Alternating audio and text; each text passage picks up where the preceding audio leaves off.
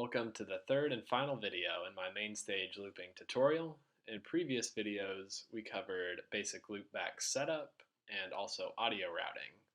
And in this video, we're going to discuss how to set up your controllers so that you can control audio mutes, looping start, looping stop, and you can really get a sense of how to turn this into a performance tool. So let's get started. So far, we've spent most of our time in the edit window, and we're going to come over here to layout and set up the controls for just one of our looping channels. One of the things that I really like is to set up a waveform view. This really gives you a sense of what your loops are doing at a given time. We're going to come here, put a waveform widget in the screen, and size it down. The other thing that I like to do is put a small legend to the side so that I can remember what my buttons do. So the main controls that we're going to need are record, start, stop, clear, and reverse. Again, exactly what you need on screen is to your performance taste and the tools and controls that you need. I'm going to show you how to map some of the basic controls with LoopBack. They are kind of hidden in a menu. So once you see this basic technique, you can really apply this in a way that fits the way you would like to perform. So the next thing I'm going to do is add a couple of buttons to match these legends. This on the left is basically just guide to remind us of what each of these buttons is going to do. You can use this nice snapping function to make sure everything's lined up. Very straightforward.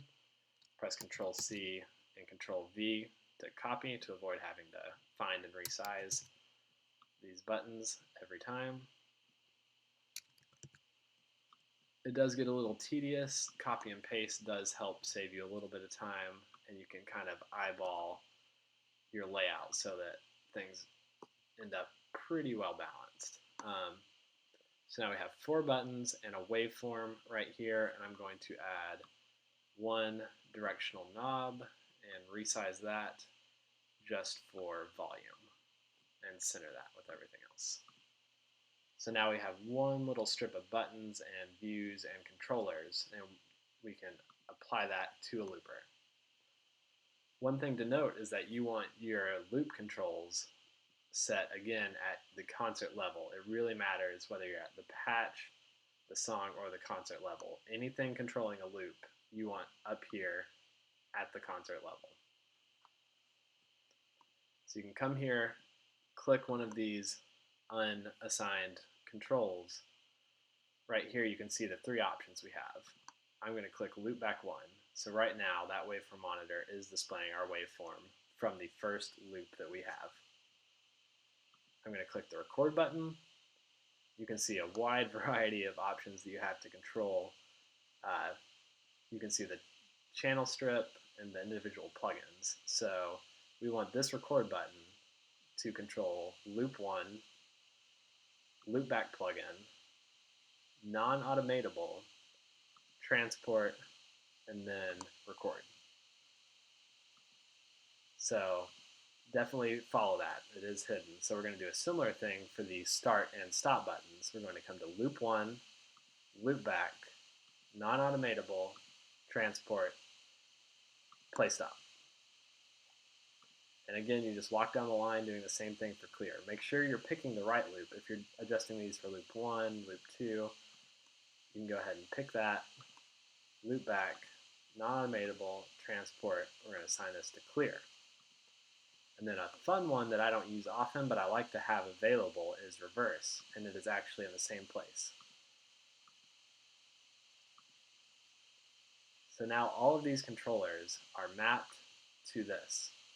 If you come back to your layout control, you can even assign these to Midi controls by pressing assign and then pressing the Midi control that is associated with that. For example, I like to put record and start and stop on a foot controller that I have, so I can start, stop, and record while playing an instrument. Oftentimes I leave clear and reverse up to a Midi controller that might be on a keyboard or a little pad control near to my hands because I can do those while I'm not playing guitar or with one hand while I'm playing keyboard. Again, it really is to taste exactly what you would like to do. If we come back to edit, we can do the one I forgot down here, which I plan on using for volume. And you can simply say loop 1, volume. So you see it immediately picks up this value. If I turn this down, you can see loop 1 over here is going up and down in volume. This lets you record something and turn that loop up and down as you go. You could record drums, pull them down for a verse, turn them up higher. You can even have this control different effects. You could put a bit crush on one loop you plan on using on drums. You can really do whatever you want. So now I'm going to demonstrate how to do a simple loop with these new controls we created. In performance mode that we entered, you can press spacebar to start the clock in Mainstage, which gives you a click, which lets you know when the downbeat is so you can come in and press record.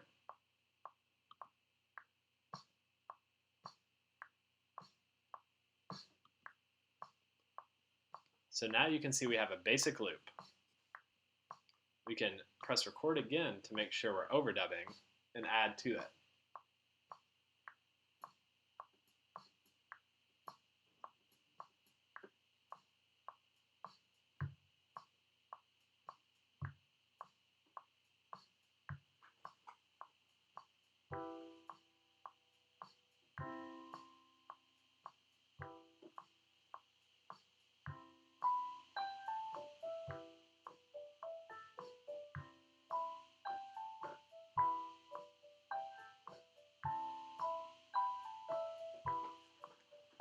Pressing record again will take us out of overdub mode. Pressing reverse will obviously reverse the loop for a cool effect.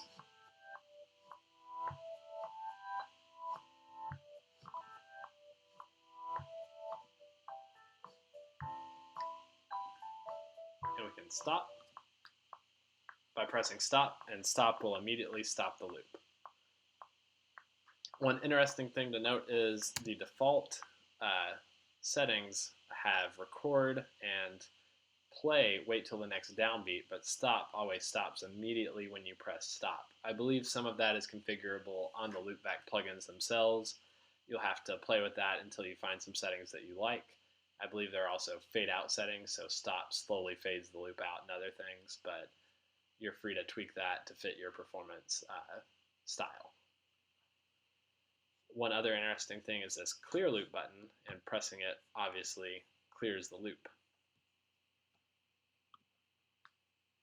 I have had trouble in the past with the clear loop button leaving the loop at the last length that I set it. So coming up to the concert level again, pressing the clear loop button, there's a mapping. You can add another mapping for loop, LoopBack, and I believe you can set the length of the loop to nothing. So as you clear the loop, it also resets the length of the loop. That is really important to make sure your loops aren't saving the length of the last loop that you've recorded. When the next song you may want it to be 4 bars and last song it was 2 bars. That's a very important trick to note. So here I've shown you how to create mappings for one LoopBack plugin, but you have 3 LoopBack plugins in this case, or I often perform with 6 or even more. How do you make these mappings work? Well, unfortunately, it is a little bit tedious, but I often come here, select all of the plugins, copy them, or all of the mapping, copy them, get them to line up, and then copy them again. And that was just pressing Command C and Command V to copy those. So now we have all 3 set up. You can come over here. The downside is you again have to set up LoopBack 2, LoopBack 3, and then go through and find all those mappings, 6, 7 levels nested deep. loop to, loop back, non-automatable, transport, and then record. And for each of these, you have to do that. And it's kind of a pain, but once you get one template set up the way you like it, it is very easy to add more channels, take away, even work within that. You never really touch the loopers up at the concert level. Once you have a set that you like and are used to, you're mostly just making patches down here that use those loops higher up. One other note that I would like to make is that I like a clear all button. So come over here to layout again, copy one of these buttons off to the side. You can assign it to multiple clear. So in mappings, I can go up to LoopBack setup at my concert level, select that button, and then I can add mappings to clear each of these. I can add 1, 2, and 3 mappings. When I press this one overall button, it will clear every loop that I have. It is a little tedious to set up, but having one clear all that I can hit in between each song to totally clear the loops out is a very big benefit.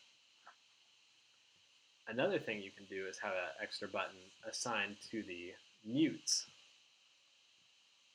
The mutes that we had set up in the last video here on the key and the drum buses or vocal, whatever buses you decided to set up, you can mute this send.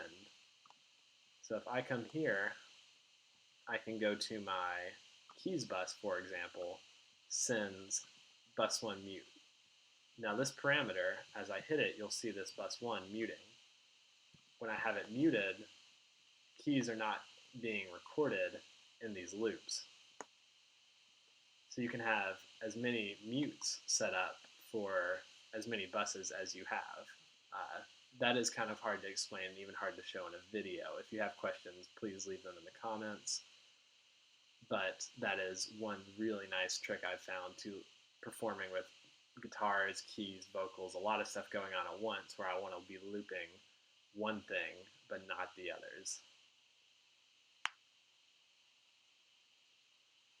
Okay, so I think that pretty much sums it up. I've covered most of the specific techniques, little setup tricks, hidden menu bits that I kind of had to discover along the way. If there's anything that was unclear or something that you're trying to do, please reach out in the comments and I will try to help out as much as possible. I really hope these videos help someone get up and running with their own looping setup. Mainstage has been the best tool I've found so far for having a pretty complex set of loopers combined with a great set of audio effects and keyboard sounds. So it's been a pretty fun tool to use so far, and I hope this helps some of you set your computers up the same way. Thanks for watching.